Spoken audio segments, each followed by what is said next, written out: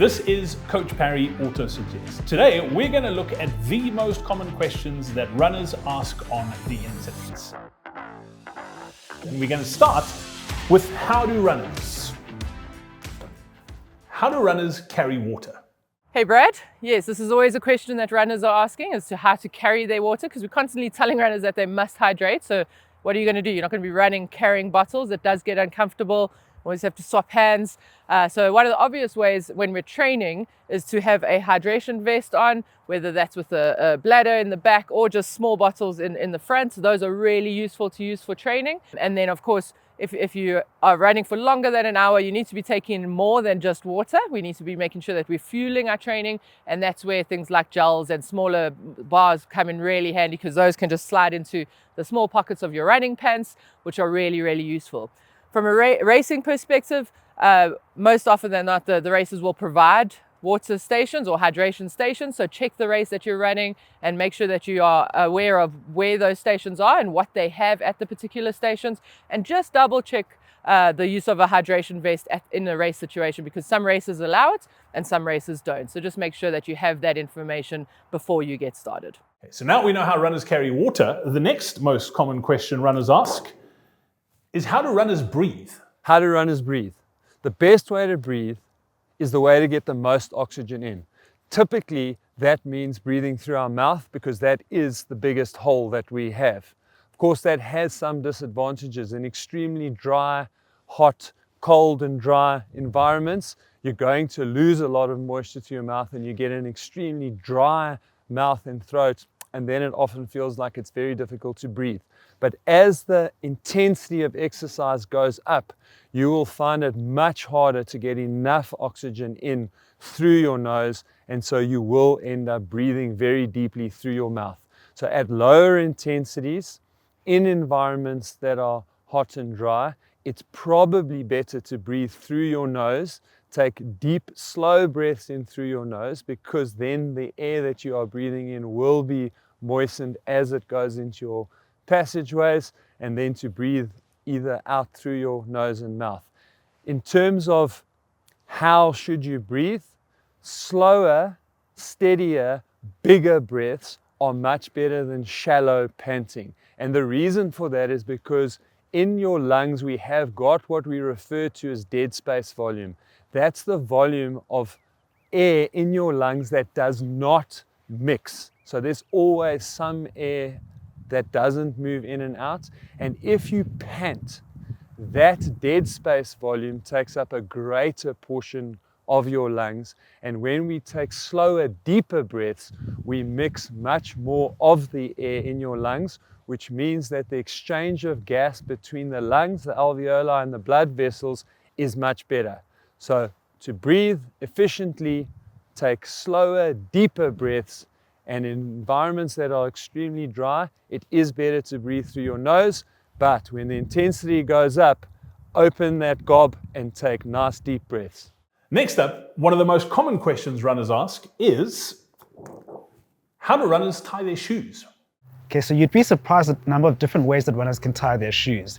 The key thing though is to make sure that your heel is locked into place, there isn't too much pressure on top of your foot, and that your toes have enough wiggle room. I prefer a very simple crisscross lacing method and just double knotting at the end, but you can try something called the heel lock lacing method, which will keep your heel in place. Parallel lacing, where you skip one eyelid at a time, will ensure that there isn't too much pressure on top of your foot. The key thing though is to find a lacing method that's comfortable for you and that works and that keeps your foot in place. Brilliant, thank you Ntutu. Next up, let's take a look at how do runners reproduce. Here we go. How do runners carry their phones? A lot of runners like to carry mobile phones with them. It's important for safety, to keep them safe while they're running, or to play music as they're running along. So how do you carry your mobile phone as you run? For me, I like an armband. I like to have it secure on my arm. Some people have a running belt. They have it attached round their waist, but that can be a bit jiggly at times. Others have a run vest, which just pops it on and attaches it onto the front, which has nice, easy access, often Velcro. They can just get out straight away. And then you can have your hydration vests, which are more for the ultra runners, which have lovely little pockets that they can just pop their phone on. That sometimes can be a bit unsecure for the phone, but just make sure you shove it right down and into the pocket. And then others, some of the ladies have nice side pockets in their leggings, and they can pop them down into their leggings and they can just run free with that. Some folks also put it in the back of their shorts. The zip pockets are big enough just to pop in the back of the shorts. It can be a little bit jiggly, but if it's nice and secure, that's a good place too. One thing to remember too is if the weather's looking poor, just to pop your phone in a Ziploc and then put it in either your holder, your vest, your run belt. Also, if you're a sweaty runner, that might be advisable for you too. Thank you very much, Nikki. Let's go to the next one. Oh, what a great question. How do runners make money? There are loads of ways that professional runners and influencers make money. Obviously, at the top of that pile is prize money, but it's also the most competitive and most difficult way to make money, because very often it's really only the first one, maybe three, that are making lots of money or enough money from prize money. The second layer is obviously through endorsements. So runners get sponsorships for running in particular brands or representing certain brands, not necessarily only what they wear. But again, in athletics and road running, it's difficult to make lots of money through sponsorships because there's a very small space that you can use according to World Athletics rules that allow you to make money.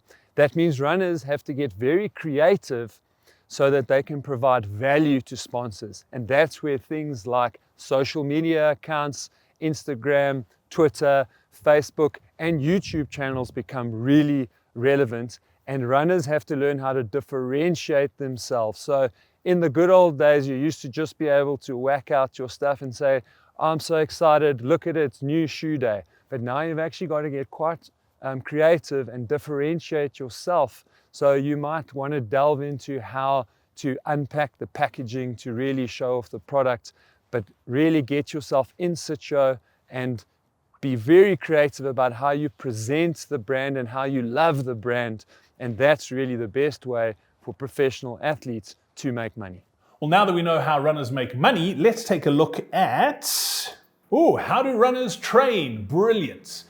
Actually, we've put together a brilliant video that'll show you exactly how smart runners train. There are 4 pillars in there, and if you do each one of those 4, you will improve your running by watching this video next.